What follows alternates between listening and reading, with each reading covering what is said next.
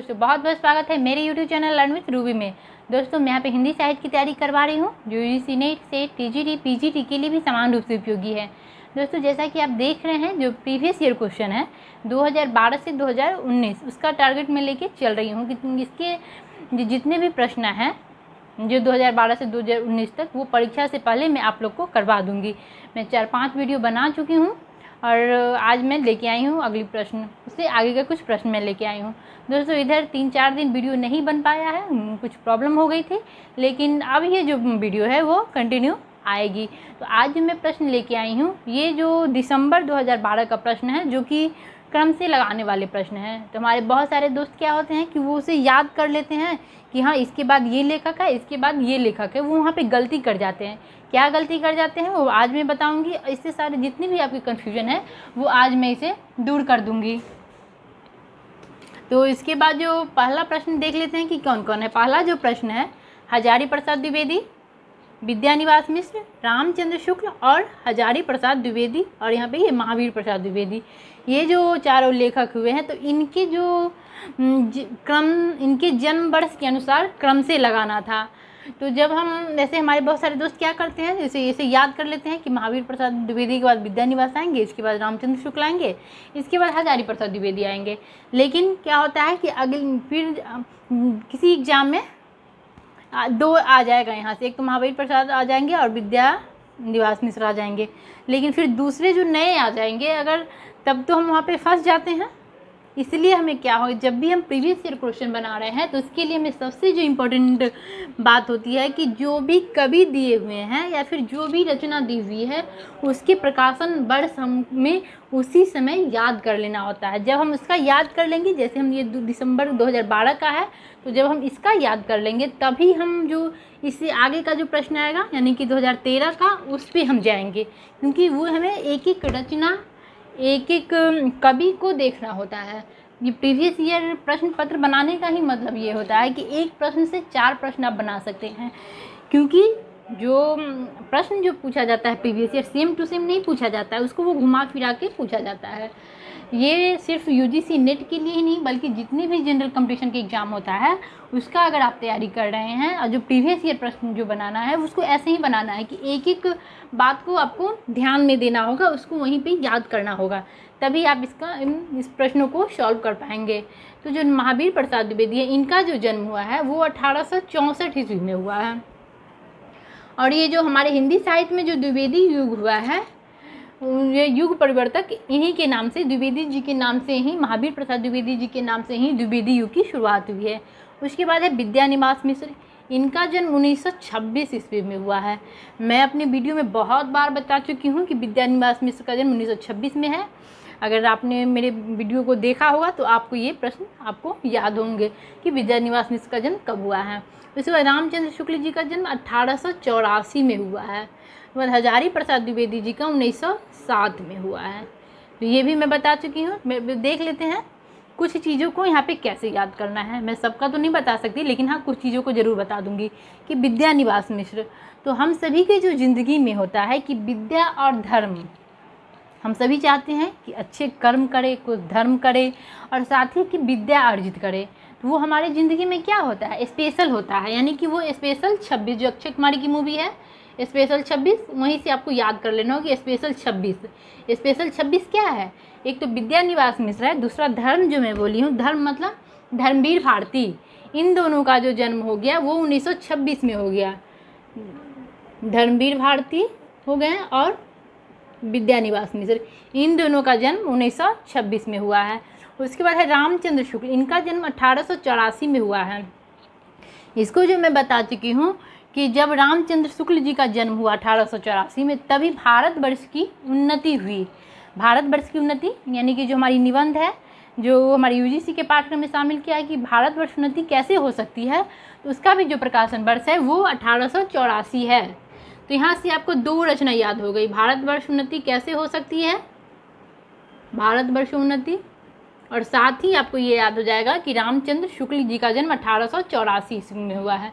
रामचंद्र जी को वनवास कितने वर्षों की हुई थी, 14, तो 14 से 84 आपको याद कर लेना है। 14 से 84 यानी कि रामचंद्र शुक्ल जी का जन्म कब हुआ है, 1884 में, और जो निबंध है उसकी भी रचना 1884 में हुआ है, यानी कि जब रामचंद्र शुक्ल जी का जन्म हुआ तभी से भारतवर्ष उन्नति करने लगी। उसके बाद है हजारी प्रसाद द्विवेदी। जब हम सभी जानते हैं कि कोई चीज़ होता है कि 1000 साल है, कोई परंपरा आ रही है 1000 साल से, तो आपको यहाँ पे 1000 साल नहीं याद रखना है, आपको 1007 याद रखना है। 1007 यानी कि 1907। 1907 में जो है वो हमारे 2-3 कवियों का और जन्म हुआ है। एक तो हजारी प्रसाद द्विवेदी, दूसरे हरिवंश राय बच्चन और तीसरी महादेवी वर्मा। इन तीनों का जो जन्म काल है वो 1907 में है। ये दोनों प्रसिद्ध है। एक दो और है, श्याम नारायण पांडे, उनका भी जन्म 1907 में है। तो इस तरह के 4 कवि जो हो गए, 4 लेखक, उनका जन्म 1907 ईस्वी में हुआ है। उसके बाद देख लेते हैं अगला प्रश्न जो है, साकेत, कामायनी, कुरुक्षेत्र और अंधा युग, ये चारों जो है काव्य है। ये 3 तो काव्य हो गया। और ये अंधा युग है, ये एक गीति नाट्य है जो कि हमारे यूजीसी के पाठ्यक्रम में शामिल किया गया है, जो नाटक की विधा है। तो देख लेते हैं, इसको याद करना कहेंगे। साकेत का दोस्तों, जब इससे पहले मैं जो वीडियो बना चुकी हूँ उसमें भी मैं साकेत को पढ़ाई हूँ, कि उसमें भी पूछा हुआ था साकेत, तो वहाँ पे मैं मिस्टेक से 1936 बता दी थी, लेकिन यहाँ पे जो साकेत का जो है वो 1931 में है, कामायनी 1935 में है, कुरुक्षेत्र 1946 में है, और अंधा युग जो है ये 1955 में है। अब दोस्तों यहाँ पे एक बात आपको और गौर करना है कि जो इसके लेखक है उसको भी आपको याद करना होगा। तो साकेत के जो लेखक हो गए वो मैथिली शरण गुप्त हो गए, और मैथिली शरण गुप्त का भी जन्म वर्ष आपको याद रखना होगा, ताकि अगली बार उनका जो अगर आ जाए तो आप उस प्रश्न को सॉल्व अच्छे से कर पाए।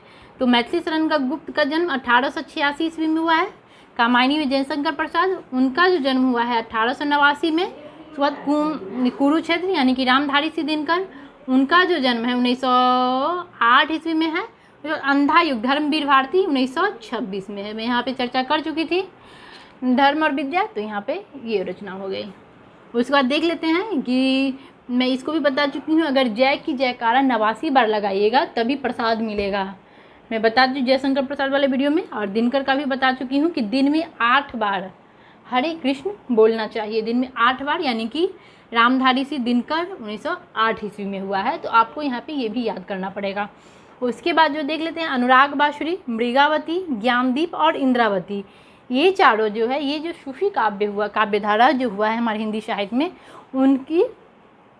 उसकी रचना है ये चारों। तो देख लेते हैं, जो अनुराग बांसुरी का जो प्रकाशन वर्ष है ये 1764 ईस्वी में है। उसके बाद मृगावती का जो रचना है ये 1501 में है।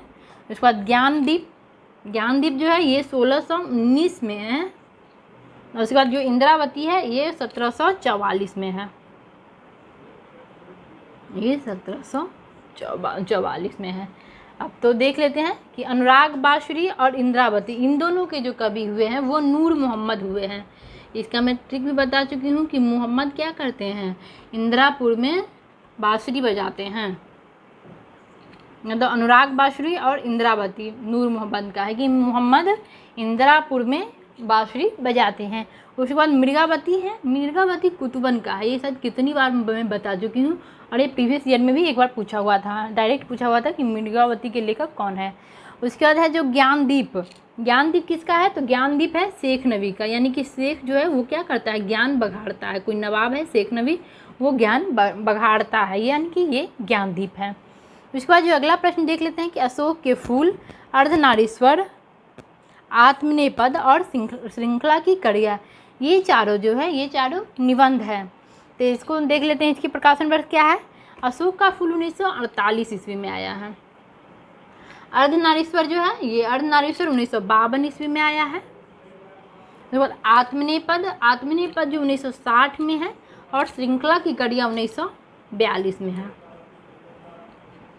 जो अशोक के फूल हैं ये हजारी प्रसाद द्विवेदी जी का है। हजारी प्रसाद द्विवेदी जी का जन्म वर्ष मैं बता चुकी हूँ, हजारी प्रसाद द्विवेदी। आपको ऐसे ही याद करना पड़ेगा, आपको नोट्स जो बनाने हैं वो ऐसे ही बनाने हैं, हजारी प्रसाद द्विवेदी। उसके बाद अर्धनारीश्वर, जो अर्धनारीश्वर है ये दिनकर के हैं, दिनकर का भी जन्म हो गया हुआ 1908 ईस्वी में है।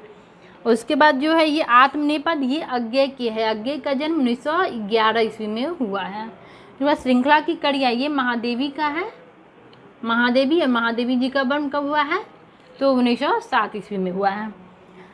अब यहाँ पे मैं कुछ बता देती हूँ। अशोक के फूल, इसका जो प्रकाशन वर्ष है, हम सभी जो देखे होंगे कि हम सभी ने अपना झंडा देखा होगा, राष्ट्रीय ध्वज, वहाँ पे क्या है, अशोक चक्र है।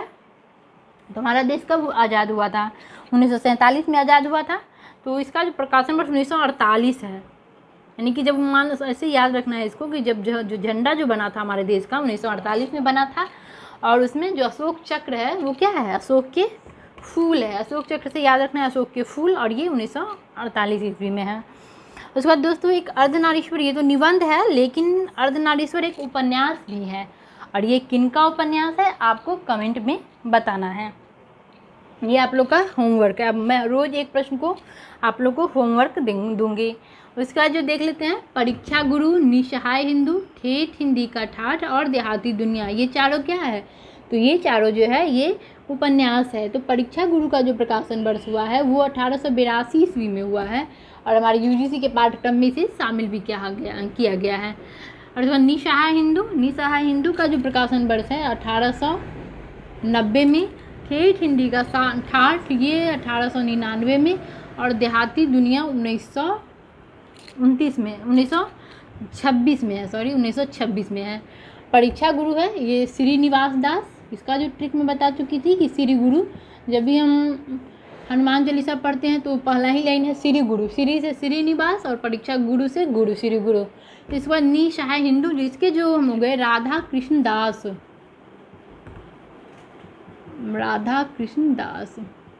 उसके बाद ठेठ हिंदी का ठाठ ये अयोध्या सिंह उपाध्याय का है, अयोध्या सिंह उपाध्याय, इनका जो जन्म है वो 1864 में हुआ है।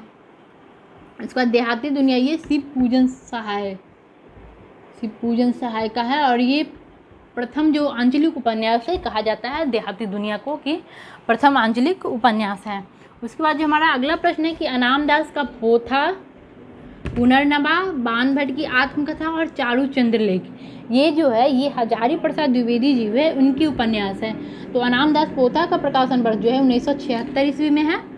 उसके बाद पुनर्नवा का 1973 ईस्वी में है, अनाम दास का पोथा का 1946 ईस्वी में है, और चारू चंद्रलेख ये जो है 1963 ईस्वी में है।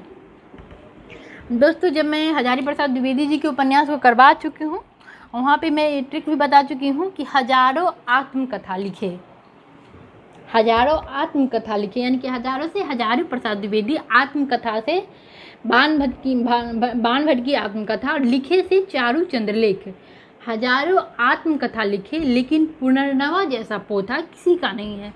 पुनर्नवा से पुनर्नवा और पोथा से अनाम दास का पोथा, यानी कि हजारों आत्मकथा लिखे। अगर आपने इस वीडियो को नहीं देखा है तो आप देख सकते हैं, नहीं तो यहाँ पे भी नोट कर सकते हैं कि हजारों आत्मकथा लिखे, लेकिन पुनर्नवा जैसा पोथा किसी का नहीं है। और दोस्तों मैं कुछ एक दो ट्रिक्स यहाँ पे बता देती हूँ।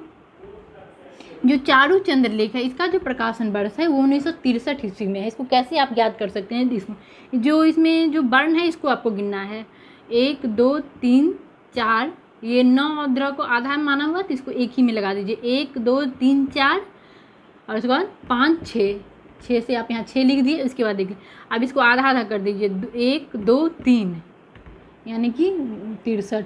दोस्तों ऐसे ही याद करने के लिए ऐसे आपको ऐसे ही याद हो सकता है तो आप ऐसे ही याद कर लीजिए, नहीं तो आप वैसे गिन के याद कर सकते हैं कुछ रचनाओं को। अगर ये आपको ट्रिक्स अच्छा लगा है तो बताइएगा, मैं और सबका बनाऊंगी। उसके बाद देख लेते हैं बाणभट्ट की आत्मकथा का। तो इसको जो आपको करना है 1 2 3 4, यहाँ पे जो आधा ट लगा हुआ है उसको भी मैं एक ही मान देती हूँ, यानी कि ये 4 हो गया। और उसके बाद यहाँ से आपको गिनना है 1 2 3 4 5 6, 1946 ऐसे करके आप कर सकते हैं तो हो जाता है, कुछ चीज़ों को याद करना आसान हो जाता है।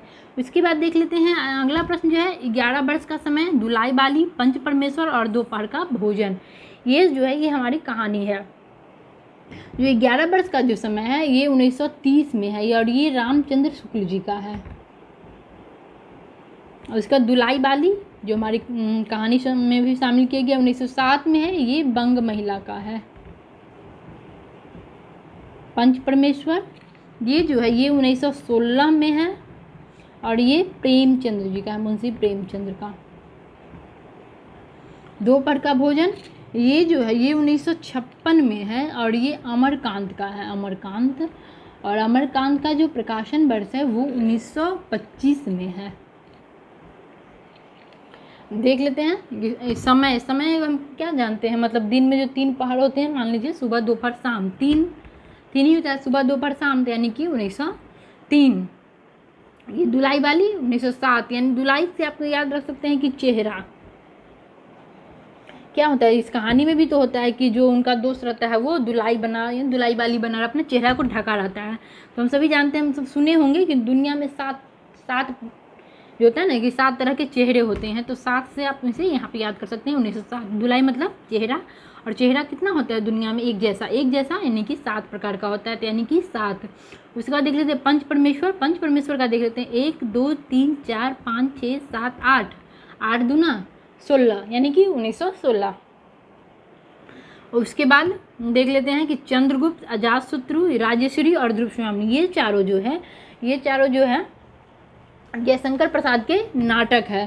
तो इसका जो चंद्रगुप्त का जो प्रकाशन वर्ष हो गया वो 1931 में हो गया, अजातशत्रु का 1922 में,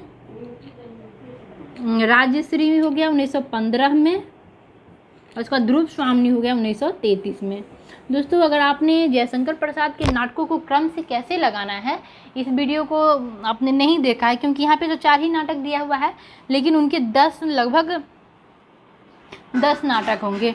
तो वो जो होता है कि हर बार अलग अलग करके ये पूछा जाता है, कभी ये 4 दे दिया, फिर कभी दूसरा 4 दे देता है। तो इस प्रश्न को आपको कैसे सॉल्व करना है कि जो मेरा जयशंकर प्रसाद के संपूर्ण साहित्य को मैं अलग से वीडियो बना चुकी हूँ, उनमें उनके काव्य को, उनके नाटकों को कैसे क्रम से लगाना है वो वहाँ पे ट्रिक मैं बता चुकी हूँ। अगर आपने उस वीडियो को नहीं देखा है तो आप उसे वहाँ से देख सकते हैं। दोस्तों, आपको मेरा ये प्रयास कैसा लगा कमेंट में बताइएगा। अगर पहली बार मेरे चैनल को देख रहे हैं तो सब्सक्राइब कीजिए, लाइक कीजिए और अपने दोस्तों के साथ शेयर कीजिए। मेरे साथ बने रहने के लिए बहुत बहुत धन्यवाद दोस्तों। नमस्कार।